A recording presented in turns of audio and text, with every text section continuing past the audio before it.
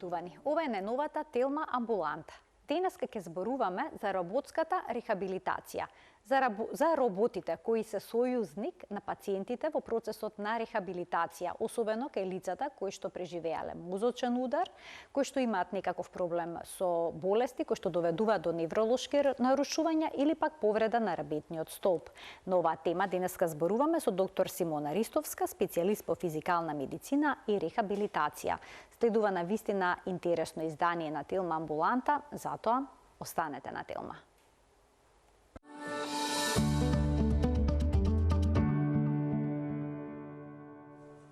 Можат ли роботите на вистина да им помогнат на луѓето да проодат повторно по мозочен удар или пак повреда на ребетниот столб? Ова прашање ќе го патиме на денешната гостинка, Симона Ристовска, специјалист по физикална медицина и рехабилитација во Превентива 99.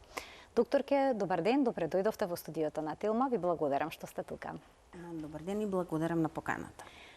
Што се случува со мозокот откако ќе се случи мозочен удар или пак ќе дојде до некаква повреда на него? Во зависност од видот на мозочниот удар имаме хеморагичен, таму каде што настанува крварење, имаме исхемија, односно дел од мозочното ткиво се оштетува, останува без запушување, да кажеме. Без кислород. Без кислород, да.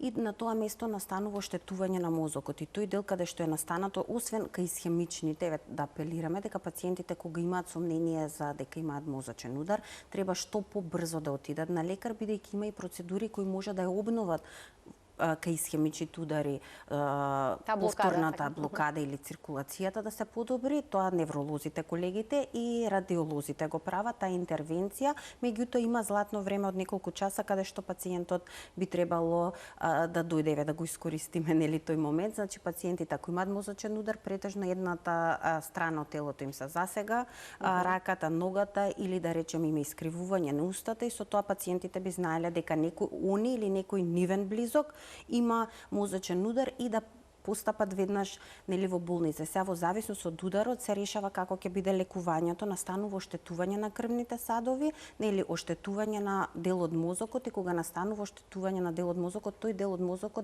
ја нема таа функција што нормално би требало да има. А тоа како се одразува на човечкото тело, од губење на некоја од моторичките делови, односно имаме проблеми или со раката, или со ногата, во некои случаеви можеме да имаме проблеми со видот и со говорот, зависност кои центри во мозокот се засегнати. Но во принцип секогаш доаѓа до некакво моторичко нарушување? Ако се многу мали ударите, може и да немаат. Имаме транзиторна исхемична атака, таа представува еден удар кој трае половина час до 30 минути, едно како да речеме предупредување кај пациентите и во тој случај може повторно да се обнови и да не настапи моторичко оштетување. Меѓутоа тоа е признак дека би можело во идеја на пациентот да дојде до поголем мозочен удар. А кои се најчестите болести или пак состојби кои што доведуваат до невролошки нарушувања, кои што пак бараат рехабилитација? Вака, пред се, пациентот, ја викам, најризични пациенти ни се лицата со диабет и лицата со хипертензија, посебно кога ќе се искомбинираат тие двете состојби и нарушување на маснотиите, значи хиперлипидемија кога има, во тој случај може да настапи многу добра, ја викам таа тријада за настапување на мозочен удар, бидејќи крвните садови од самиот диабет се оштетени, хипертензијата, нели високиот крвен притисок и може да настапи некој крварење или образување на тромб. Претежно тие се нели предиспозиција за да настапи мозочен удар. Што со оние пациенти кои што имаат мултиплекс склероза или пак некои невролошки болести? Дали кај нив рехабилитацијата, класичната рехабилитација помага? Да. Кај пациентите со било какви невролошки нарушувања кои го отежнуваат движењето, ние збориме за некои како мултиплекс склероза, како Паркинсон, може да се примени рехабилитација. Исто така може да се примени и да доведи до оштетување рехабилитација после некоја траума, да речеме пад со браќајка или после тумор. После операција на тумор се вади туморот и пациентот на тоа место кај што изведен туморот повторно има оштетување во мозокот и пациентот повторно треба да прави рехабилитација. Сега кога зборуваме за мозокот, постои еден термин што се нарекува пластицитет, односно пластичност на мозокот и вела дека тој е многу важен во процесот на рехабилитација, односно опоравувањето на мозокот по некаква повреда. Па што е тоа што е тоа пластицитет на мозокот? Пластицитет на мозокот всушност представува можноста на мозокот да се регенерира и да ги користи останатите делови од мозокот кои не се засегнати за да направи нови врски. Значи докажано е дека на пример ние ако еден дел од мозокот е оштетен, останатите делови од мозокот прават колатерали, нели прават како помошни врски со мозок, помошни врски меѓу невроните и тие комуницираат и ја превземаат всушност функцијата што претходно била дадена на тој оштетен дел. Меѓутоа неуропластичноста е во процесот на почетокот после повредата, после ударот настанува самото тело неуропластичност и се бори да се обнови и да се регенерира. Исто така неуропластичност има доказ со клинички студии каде што се снимани дека пациентот ако ја вежба да речеме здравата страна, може и во болната страна да има подобрување, бидејќи и односно другата страна на мозокот покажува знаци дека се превзема да речеме десната е оштетена и ние ја вежбаме левата страна, меѓутоа се покажува знаци во таа неоштетената страна дека ја превзема функцијата на оштетената страна. Значи мозокот пробува, ако ние имаме пациент што пишува со десната рака или повеќе ја користи десната страна од телото, значи левата страна почува да ја превзема и таа функција за да му помогне во мозокот. Каква улога имаат повторувачките движења? И па тоа е дел од во процесот на учење на мозокот и активирање на нови алтернативни патишта. Да, тоа е всушност тоа што една од неуропластичноста, дека ние ако доволен број пати го повториме движењето, се смета дека ќе се научи повторно таа шема, односно повторно ќе може да проди. Ја тоа често го користам како за децата, колку пати треба децата нели дур да почнат да одат, да станат, да седнат, да паднат, да се научат. Истото и ние тие репетативни повторувачки движења ги користиме во процесот на рехабилитација за да можеме на пациентот повторно да му го вратиме движењето. Значи, едно исто движење, постојано, со минути? Вака сега, во зависност од кое движење ни фали и кое движење треба да го правиме. Има и сами методи кои што бараат контралатерални движења, движење од едната страна, движење од другата, меѓутоа главното нешто е на едукација кога бев и за рехабилитација, значи како пациентот ќе ни проводи само со одење. Ние се соочуваме со проблем, тие пациенти не ни се вертикализирани, односно не може да застанат сами. Тие не може да направат 2-3 чекори, а ние имаме цел тој пациент да проводи. Заради тоа ги користиме овие системи, затоа што во една сесија пациентот може да ни оди од 1000 до 1500 чекори. Значи тие се тие репетативни, односно повторувачки движења. Која е разликата помеѓу класичната традиционална рехабилитација и роботската? Пред се го кажам ова што веќе и го кажав, дека нас ни е полесно пациентот да го вертикализираме, да го подигнеме. Тој пациент можеме да одземеме дел од неговата телесна тежина, односно бираме на почетокот пациентот може да ја користи само 10% од неговата килажа, ако има само 8 кила ќе користи, останатиот дел го превзема роботот. Понатаму како напредува рехабилитацијата, 50% примерно пациентот оди, 50% оди роботот од неговата тежина. Можеме да го намалиме движењето на роботот, односно помал дел да се движи роботот, а повеќе пациентот, а може и да се намали комплетно, значи да биде независен роботот, односно пациентот да ги прави сите движења ако стигнеме до тој дел, нели, каде што имаме комплетно обновување.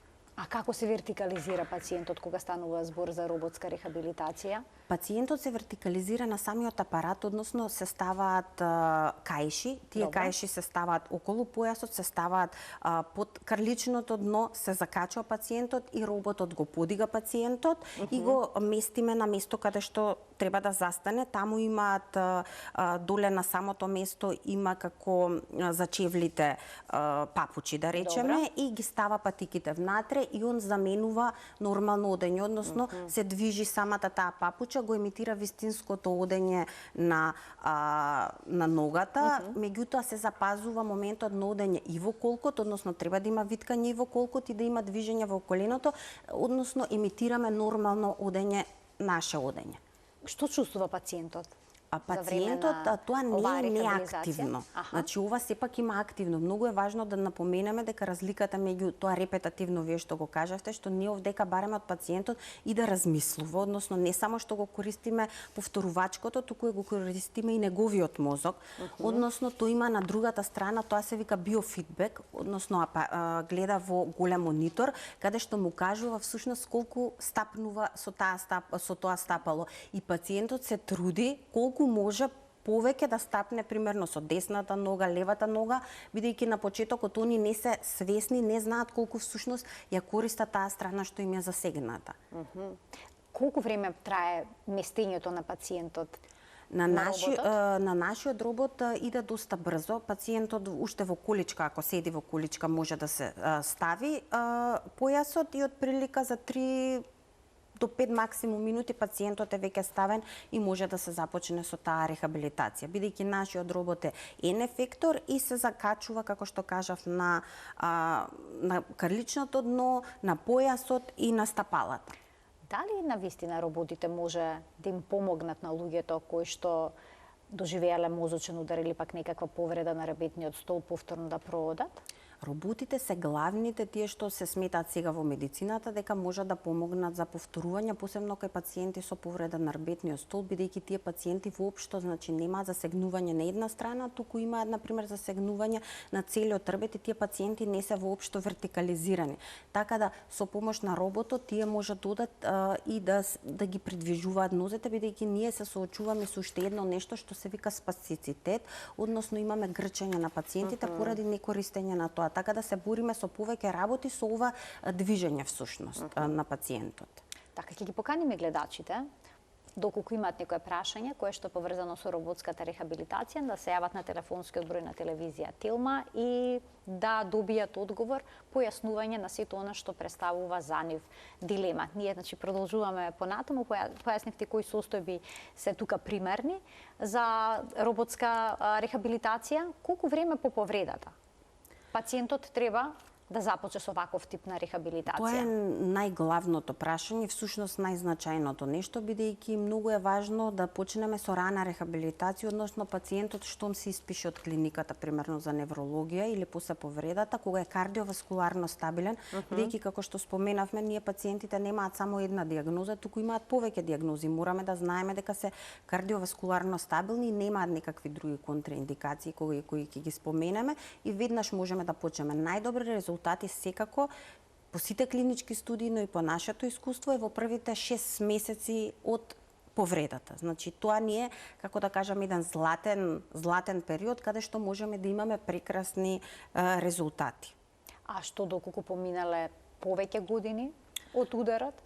Или пак повредата? Тогаш имаме реално помали резултати. Клиничките студии покажуваат дека може се уште да има подобрување и не требаме да ги вратиме пациентите, но меѓутоа мораме да бидеме реални во очекувањата дека тој пациент, ако не се рехабилитирал првите 2-3 години, дека можеби рехабилитацијата нема да тече во онаков пат како што би сакале да биде. Значи најдобри има резултати доколку што поскоро се започне со овој тип на рехабилитација. Постојат ли различни видови на роботи за различни повреди или пак еден робот може да се програмира, да се адаптира на потребите на пациентот? Точно, во нашата ординација имаме 4 видови на роботи. Имаме робот за шака, имаме робот за рамо, имаме вертикализатор робот што ги држи пациентите исправени за ова што го спомнавме, значи пред пациентот да може да оди, ние мораме да го исправиме и да почне самостојно да седи, бидејќи ако ние пациент што е во лежачка состојба веднаш го дигнеме, значи може да имаат и проблеми вртоглавици да им се лоши.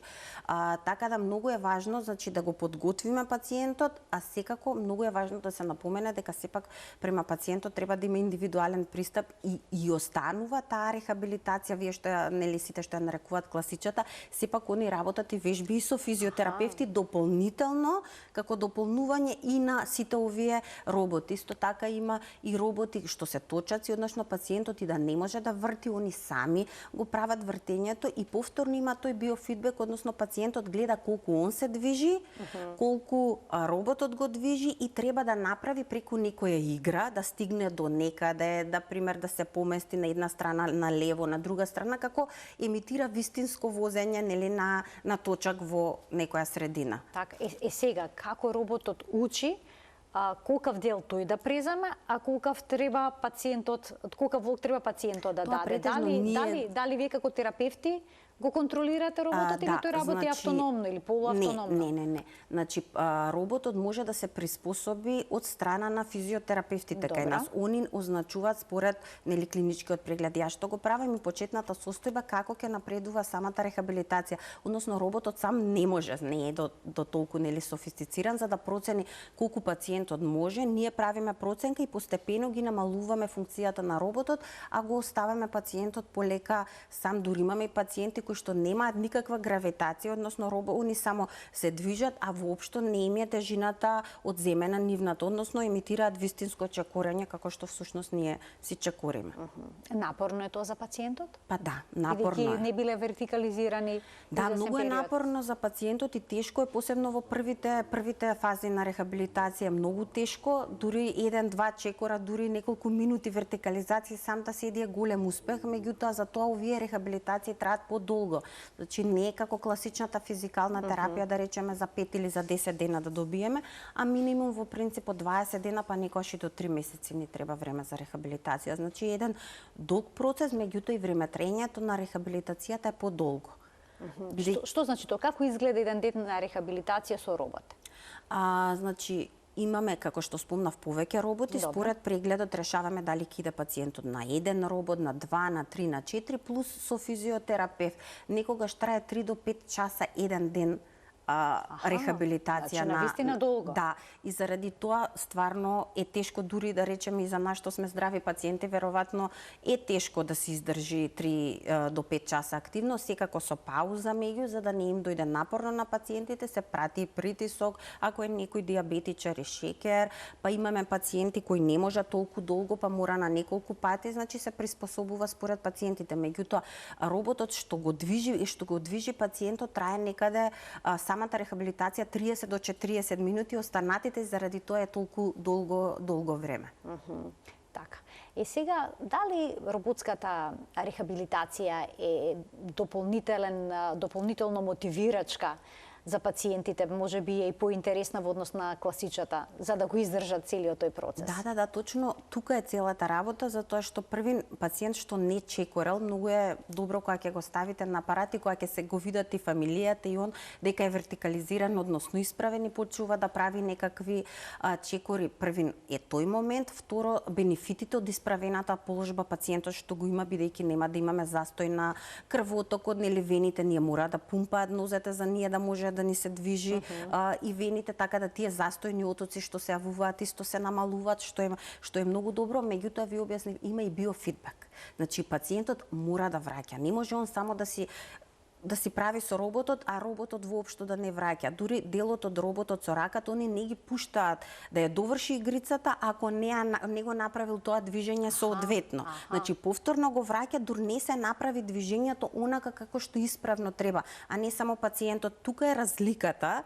Значи тука се контрола, на квалитетот на движењата, квалитетот и може и да се измери движењето, посебно тоа кај рацете е поспецифично, бидејќи гледаме со кое движење стартирал пациентот и кое движење го имаме на завршување, кое му е обемот, например, на раката, што може пациентот можел само 10 степени да ја исправи раката, потоа имаме 40 или 50 степени, значи имаме подобрување, така да многу е тоа убаво и на крај кога ќе се види цела анализа како било нели на почетокот, како било на крајот, за да се види компаративно колку проценти подобрување постигнал во движењето, 30, 40, 50, што и за нас и за нив големо достигнување, плюс тие се специјални програми каде што ние не можеме да влеземе и целите резултати се контролирани од тој робот. Може ли, значи споменавте дека на таков начин се следи прогресот на напредокот кај роботската рехабилитација. Дали може да не се постигнат посакуваните резултати доколку пациентот нема волја или пак нема сила да вложи? Имаме повеќе работи што ни се проблем. Проблем исто пациентот ако има загуба на видот, бидејќи он треба да ни дава биофидбек, да ни враќа повратна информација.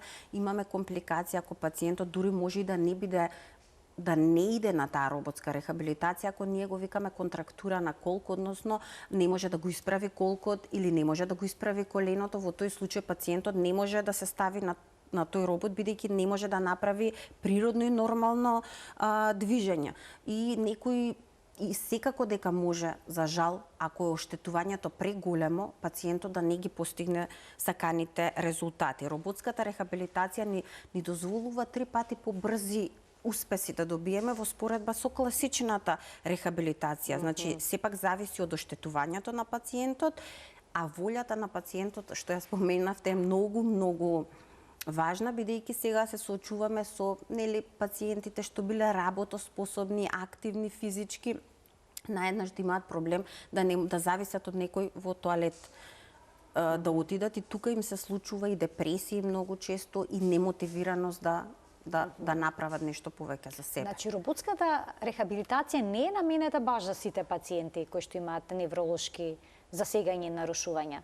Има одредени ограничувања. За сите видови на терапии секогаш има одредени ограничувања, бидејќи ние како доктори сме тие што треба да преценат дали тој пациент воопшто е кандидат за таа роботска рехабилитација или не.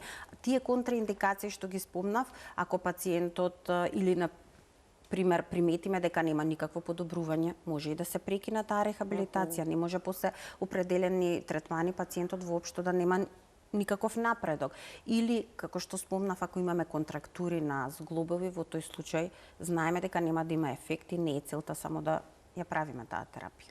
Дали роботската рехабилитација е подобра од класичната? Што велат засега? Дел од клиничките студии кажуваат дека имаме тоа што го спомнав, 3 пати побрза рехабилитација во споредба со класичната рехабилитација. Тоа не е многу значајно, бидејќи кажав дека имаме временска рамка каде што може да имаме подобрување. Ако ги постигнеме тие побрзо резултати, соодветно и бројот на терапии ќе биде и помал, меѓутоа ќе биде и подобро за пациентот, односно побрзо ќе се рехабилитира за во секојдневен живот. Ајде да ги слушнеме прашањето од гледачите. Добар ден. Повелете, во програма сте. Би сакала да прашам дали роботот може да се користи за лице, 50 годишно лице, со илеостома. Со илеостома. Добро, тоа е кеса на тенкото црево, ако не се лажам. Кеса на тенкото црево. А за кој проблем конкретно станува збор? После лекарска грешка и неколку операции на дигестивниот систем. Така, поставена. Прашањето ми беше во однос на потребата за користење робот. Дали е мозочен удар? Поврзано е после неколку операции, лицето се спаси, меѓутоа мислевме дека станува збор за атрофија на мускулите, но еве мускулите, да речем, до некаде се повратени, но нема рамнотежа и потешко одење, да речем, има во нозете и така. Докторки, да имате уште некој прашање? Не, добро, во рете, ви благодарам за вклучувањето. Дел од роботите може да се применат дека е вакви лица, односно нема проблеми, некој дел веројатно би представувало проблем бидејќи би имало притисок. Меѓутоа, по ова што го кажа, веројатно тука ќе треба и да се постигне баланс, така да дел од роботите би можеле да се стават, еден дел не. Меѓутоа, за тоа кажуваме најдобро е да се направи преглед докторски, да се процени дали пациентот би бил индициран за тој робот или не. Значи, без лекарски преглед не се применуваат. Не е, значи, апсолутна контраиндикација. Значи, илеостомата не би пречела? Илеостомата за дел од роботите не би пречела. Значи, за можеби за некој дел од роботите не би можела. Некој што ќе треба да се постави појасот, претпоставувам во за тоа треба да се види и лицето во која состојба е, дали ќе биде поставена високо или ниско, бидејќи роботот има повеќе, може еден дел да се ослободи, еден дел да се држи, и сега тоа треба индивидуално да се процени според пациентот и локацијата на стомат. Запознаени ли се кај нас пациентите дека роботската рехабилитација дава добри резултати? Дали почесто? Претпоставам дека веќе гледачот следен се исклучи, но ете, ќе има можност да се вклучи следниот. Дали имаме гледачна линија? Добар ден. Не, добро, продолжуваме понатаму. Значи, зборувавме за начините на кои што се применува роботската рехабилитација. И дали нашите пациенти во Македонија се информирани? И дали се доволно информирани? Па сега сепак ова представува нова процедура што е воведена во Македонија. Веќе од прилика околу година и пол до 2 веќе пациентите имаат сознание дека имаат роботи, меѓутоа мислам дека уште не е толку, пациентите не се најасно и дел од пациентите воопшто не се ни запознаени со дека има такво нешто или доаѓаат во многу покасна фаза на рехабилитацијата. Затоа е многу важно да споменеме дека е многу поубаво да е на почеток рехабилитацијата и еве да се подигне нивото на пациентите, на знаењето дека сепак има и во Македонија таква можност роботска, бидејќи претходно не беше достапна во Македонија и мора пациентите да одат во странство за да ја добијат истата услуга. Во колкав процент се употребува роботската рехабилитација кај пациентите во светот? Тие статистики ги немам, бидејќи тоа се зависат од финансиските состојби на државите, односно колку можат државите да ги купат тие роботи, бидејќи сепак се скапи. Значи не е доминантна терапија ниту во повеќето Во дел од земјите не е доминантна, во дел од земјите многу се користат роботите, меѓутоа сепак зависи од, како да кажеме, од фондовите, дали пациентите можат, бидејќи во повеќето држави, нели тоа иде на товар на фондот и пациентите може да си го дозволат и за тоа викаме да се користи, меѓутоа зависи колку терапии се применуваат кај пациентите и колку долго. Тоа е индивидуално од самата држава. Кога станува збор за пациенти кои што се на роботска терапија, како одлучувате кога е доволно? Па секако штом пациентот може самостојно да се движи, веќе нашата цел е постигната. Или ако треба корекција на движењето, сме ја направиле таа корекција и веќе пациентот ќе си се врати во нормално функционирање и нема повеќе потреба од негова примена. Колку може да трае? Може ли цела година да има потреба пациентот од роботска рехабилитација? Има и такви случаи каде што да, секако со паузи би биле кај некои пациенти што се потешки може. Рехабилитацијата знае понекогаш да трае и со години, зависно што сакаме да постигнеме и кои ни биле примарните оштетувања, меѓутоа 2 години, во првите 2 години ние максимално се трудиме да го постигнеме тоа што можеме, бидејќи по некои веќе се тие малку и покасни, нели застарени, меѓутоа мислења, меѓутоа сепак се смета дека првите 2 години добиваме најдобри резултати и требаме тие 2 години максимално да ги искористиме со што повеќе рехабилитација, за да можеме пациентот да го вратиме во нормално живење. Споменавте дека е најдобро да се комбинира роботската рехабилитација со класичната. Па како изгледа тој спој?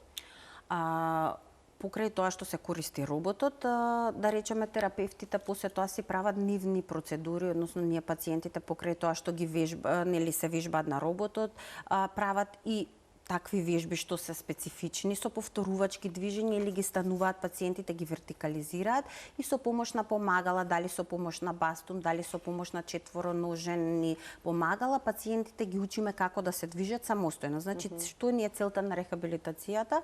Кај пациенти што не се движат, повторно да почнат да се движат или самостојно, или со помош на некакво помагало. Претпоставам дека роботската рехабилитација треба да биде надополнета и со друг тип на третмани, како што се логопедските третмани. Ако има пациентот... Медикаментозна терапија? Да, медикаментозната терапија е секако. Таа се започува веднаш во штом пациентот има некакво оштетување на клиниката за неврологија или на други клиники каде што лежал пациентот. Колегите веднаш им препишуваат соодветна терапија и докажано е дека е нели многу ефективна. Тоа е во комбинација со тие прават и рана рехабилитација во клиниките, односно веднаш пробуваат да ги дигнат, да ги вертикализираат, ги раздвижуваат пациентите. Токму и тоа е важно. Значи, многу често пациентот од после клиниката каде што лежи 20 дена, 15, во зависност колку треба, продолжува да лежи дома без никаква терапија и губи месец, 2, 3, потоа кога доаѓа... Драгоцено време. Да. Заради тоа е многу важно да се апелира што порано пациентите во некои клиниката имат договор веднаш, например, конзилиарно мислење вика и се започнува веднаш рехабилитација. Меѓутоа имаме и пациенти што за жал ни се губат у системот и многу покасно потоа ни доаѓаат на рехабилитација. Дали со класичната терапија исто така може да се постигнат овие повторувачки движења? Можат, меѓутоа тие повторувачки движења, како што кажавме, не се во исто време со пациентот да ги мисли и да треба да добиваме одговор. Секако ние не ја негираме или не викаме дека не е доволно добра. Да, таа си е добра и таа ја користиме, меѓутоа ја комбинираме за уште подобри резултати заедно со роботската рехабилитација. Значи, сите работи ги користиме за пациентите за да добијат максимален бенефит, бидејќи стварно представува многу тешко нешто. Посебно сега имаме пациенти со помлади години кои што имаат невролошки дефицити, каде што пациентот не може да си ги изврши секојдневните активности. Дали возраст има некаква улога во постигнувањето позитивни резултати кај овој тип на рехабилитација?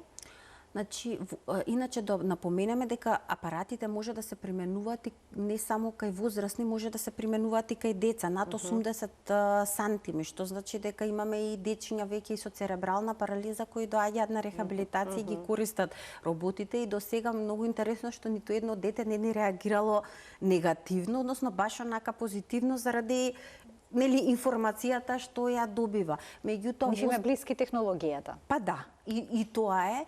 И меѓутоа и возрастната популација многу интересно што имаме некои повозрастни пациенти што очекувавме дека ќе има некој како отпор, баш го доживеа тоа позитивно, односно ги прифатија сите тие игри. На почеток како се смеа леле ова игрички, меѓутоа со текот на времето станаа доста позитивно настроени и баш позитивен ефект. Возраста не е мерило, значи мотивираноста, оштетувањето е мерило за успехот на пациентот. Односно пластицитетот на мозокот, дали ист ке по возрастните лица и ке по младите? Претпоставам ке децата побрзо тоа би одела? Да, и побрзо имаме повеќе потенцијал, меѓутоа сепак имаме еден момент, еве да речеме и колегите невролози може да кажат кај таа возрастна популација, да речеме 30-40-50 години, посебно кај млади сега што имаме 30-40 години, настануваат многу големи крварења и многу настанува оштетување на мозокот. Така да, значи, не секогаш возраста, додека кај постарите лица они имаат како постврднати крвни садови, некогаш крварењето не е до тој степен, па знае понекогаш и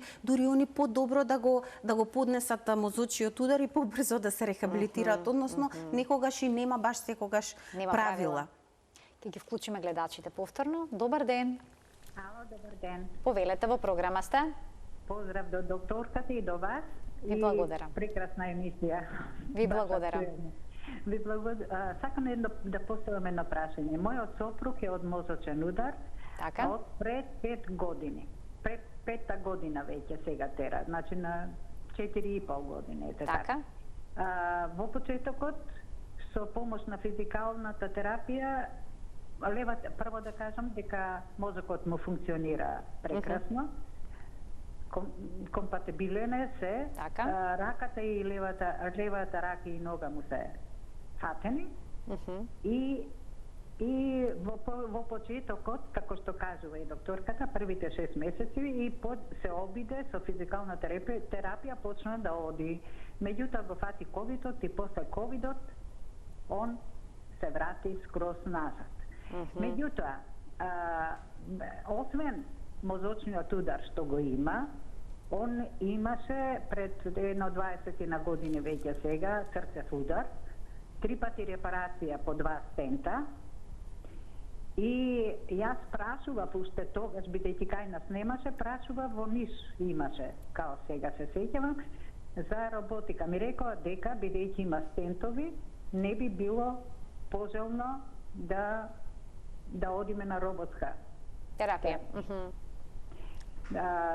Тоа може да ми каже, аз весаме, еве го сега претежно лежи, меѓутоа побара да седи и во количка. Така, што може да се направи, дали и понатаму стентот представува контраиндикација, претпоставам дека тоа е терминот. Дали би можело сега со поновата, посовремена роботска технологија веројатно да се ги одбиле, бидејќи исто така се применува интензивна рехабилитација од 3 до 5 часа, веројатно кардиоваскуларно да не дојде до оштетување, меѓутоа може да се направи консултација со кардиолог и не апсолутна контраиндикација. Ако кардиологот каже дека тој пациент е кардиоваскуларно стабилен, може да се примени, не мора да се оди со тој интензитет како што одиме кај другите пациенти, може да се започне со помал интензитет и да гледаме како ќе се одвива, значи да следиме состојбата на срцето за да знаеме дали сме стабилни и дали би влијаело негативно на пациентот. Значи не би рекла дека апсолутна контраиндикација, туку е релативна според ако се согласи и е кардиоваскуларно стабилен пациентот од страна на кардиологот, тогаш може да се примени рехабилитација. Тогаш тоа не би било проблем? Не би било, можеби не со тој интензитет ќе се адаптира. А што доколку, еве, поминато долго време? Значи 4,5-5 години. Какви резултати реално може да се очекуваат во овој случај? Треба да се види дали пациентот има контрактури, односно дали има згрчувања, тие што ги кажавме во зглобовите. Може да, бидејќи пациентот еднаш бил рехабилитиран и тој почел да оди, значи состојбата не е толку дека невролошки он е засегнат, колку што и од самиот момент на атрофија и не движењето на пациентот. Тука имаме еден случај многу типичен за пациенти кои се, да речеме, до некаде се рехабилитирале, потоа се заседнуваат и повторно им се враќа состојбата. Тоа не е дека пациентот повторно настанало оштетување на мозокот, туку баш на мускулоскелетниот систем и поради некористење на тие мозочни врски повторно доаѓа. Секогаш, значи, не би било во ред да им забраниме на пациентите да би пробале било каква рехабилитација, дури и со физиотерапевти, да се работи. Сепак треба нешто да се направи, бидејќи 5 години лежење е стварно долг период и тука имаме и други работи, како што се декубитуси, што може да се случат кај волколежечки долго пациенти. Лежењето и отсуството на физичка активност доведува и до други болести. И остеопороза. Значи, коските стануваат, па при најмало паѓање пациентот може да заврши со фрактура, која на колковите кај повозрасната популација, за жал, многу летално. Така, значи, пожелно да се проба. Да слушнеме уште еден гледач. Добар ден. Добар ден за следниот гледач во денешната Телма амбуланта. Се надевам дека ќе успее да се вклучи во програма успешно. Дали се уште на линија? Не? Добро, продолжуваме понатаму. Што е со новите трендови во роботиката кога станува збор за рехабилитацијата? Каде оди? Кон што се развива се тоа? Па, тоа е всушност тие најнови трендови веќе со години на светско ниво. Јас уште 2018 кога бев на светски конгрес, таму всушност првпат се запознав со оваа роботска рехабилитација и ми беше, како да кажам, една од желбите и мечтите дека во Македонија нели ќе се донесе ваков робот и се донесе и од наша страна и од страна на државата, нели имаме и уште еден робот, така да целта ни беше да добијат квалитетна рехабилитација пациентите и тоа се светските препораки. Следните 2026 имаме конгрес, што конгресот ќе биде од Европското здружение баш со тема роботска рехабилитација. Значи повторно ќе се збори како иднината на рехабилитацијата со користење на роботите. Зашто ги користиме роботите, а не ги користиме први? Многу е тешко пациентот да го станеш, треба 2-3 физиотерапевти да го држат за да направи еден чекор. Додека самиот робот може да го дигне самостојно пациентот без помош на останати лица. Така да се оди на светско ниво и да се растеретат и вработените, да не се оштетуваат и да не ги дигаат нели пациентите. Мораме да мислиме и за персоналот и со истото со роботот го добиваме истите и подобро, 3 пати подобро, побрзи ефекти. Така да целта на, односно иднината на рехабилитацијата за сега иде во насока на роботика. Дали технологијата може да ја замени човечката грижа или пак само да ја надополни? Јас сметам дека сепак технологијата може да ја надополни, а не може целосно, бидејќи пациентот, како што кажавме, си бара индивидуален пристап. Ние гледаме што требаме да му промениме и каква е состојбата на пациентот. Ние не можеме да рачунаме дека ние ќе ги ставиме пациентите, нели дека утре ќе дојде до лекување, медицински сестри или било што. Сепак технологијата колку и да се развија, таа нема емпатија, нема чувство и има и еден момент на пациентите што има и психолошки момент што тие пациенти сам вака од здрави пациенти, како ние, здрави луѓе како што сме ние, не може да разбере колку е тешко за тој пациент да седи дома легнат и единствен контакт да му биде само семејството во тоа време што семејството може да го види. Значи тој излегува, прави комуникација и со нас, и со физиотерапевтите, има еден психолошки момент каде што нешто му се случува во текот на денот, има некоја цел како што била пред повредата. Значи многу би било поубаво тоа што го споменавте да е системски во комбинација и со психолог за да го надминат тој страв или психијатар кај тие пациенти кои веќе имаат депресија, бидејќи многу често за да не изгубат волјата и се уште да се трудат. Значи психолошкиот статус на пациентот е многу важен. Да. Тоа може да биде и пречка за успехот на рехабилитацијата. Да, секако. Имаме гледач, да го вклучиме во програма. Овој пат се надевам успешно. Добар ден. Јас го слушам гледачот многу слабо. Ајде уште еден обид. Добар ден. Јас ќе го замолам гледачот да го намали тонот на телевизорот доколку сака да се вклучи во програма. Добар ден. Ало. Во програма сте, ве слушаме сега, одлично, повелете. Да, јавуваме се од Кочани. Така, повелете. Имам син, имаше тумор на мозокот. Така. И оперисан у Германија пред 24 години.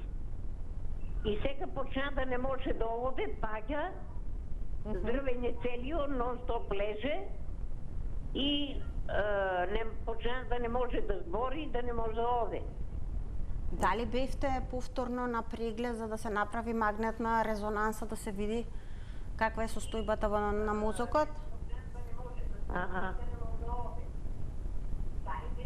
Јас ќе ве замолам да го намалите тонот на телевизорот и да го следите разговорот преку слушалката. Значи, докторката ви упати прашање дали сте направиле дополнителна магнетна резонанца за да се... Да, бевме направиле. Намали го бе.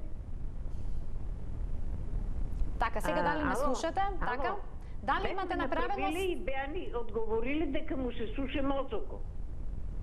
Значи, атрофија. Така? Да. Мозочна атрофија, а ширење на туморот нема? Не. Добро, значи тука и кај... Ви благодарам за вклучувањето.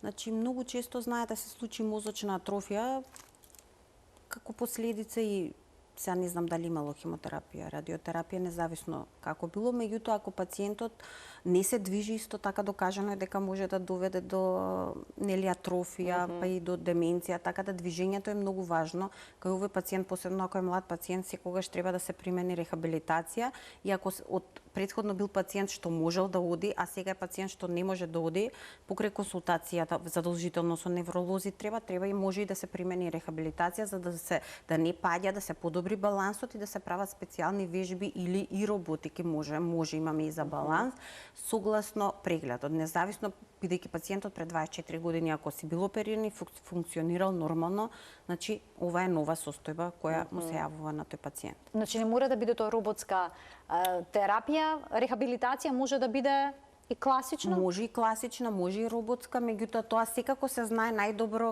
од кога ќе се види. Многу дел од децата, еве сега да речеме, доаѓаат церебралните и сметаат дека веднаш ќе се стават, а дел од нив не се веднаш кандидати за тоа бидејќи немаат стабилност на вратчето или нешто, па правиме првин рехабилитација класична за да ги првин да го зајакнеме вратот, а потоа да би можело да се примени и до роботската рехабилитација. Значи, првин ќе одиме, па после нели ќе скокаме. Односно, докторот е тој што ќе процени дали секој пациент, пошто и многу пациенти реално доаѓаат на преглед и мислат дека веднаш се кандидати или дека веднаш ќе се прави, меѓутоа докторот е тој што ќе треба да процени дали тој пациент е кандидат за тоа или не.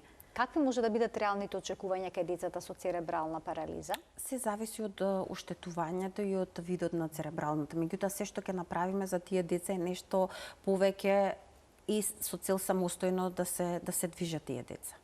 Значи роботиката е тука, може да биде одговор? Може, може, бидејќи ние повторно имаме репетативни движења што имитираат одење, така да, и кај церебралната парализа се применува и роботската рехабилитација. А кај болести како што се да речеме мултиплекс склероза, каде што доаѓа до дегенерација на мозочното ткиво? Може, и неурорехабилитацијата се препорачува кај пациенти со мултиплекс, кај пациенти со Паркинсон, меѓутоа секако да биде во комбинација со останатата медикаментозна терапија која ќе им биде назначена на тие пациенти. Доктор, ќе ви благодарам многу за денешното гостување во Телма амбуланта.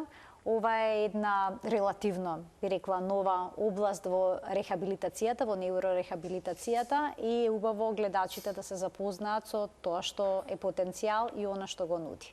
Ви благодарам и на вас и на поканата и за секогаш интересните теми што нели представуваат новитети во медицината. Ви благодарам уште еднаш што бевте дел од Телма амбуланта и ќе се заблагодарам и на гледачите што и денеска не следеа секако со внимание. Почитувани се гледаме секој работен ден во 12 часот и 50 минути кога зборуваме за нашето здравје. Ви посакувам убав ден.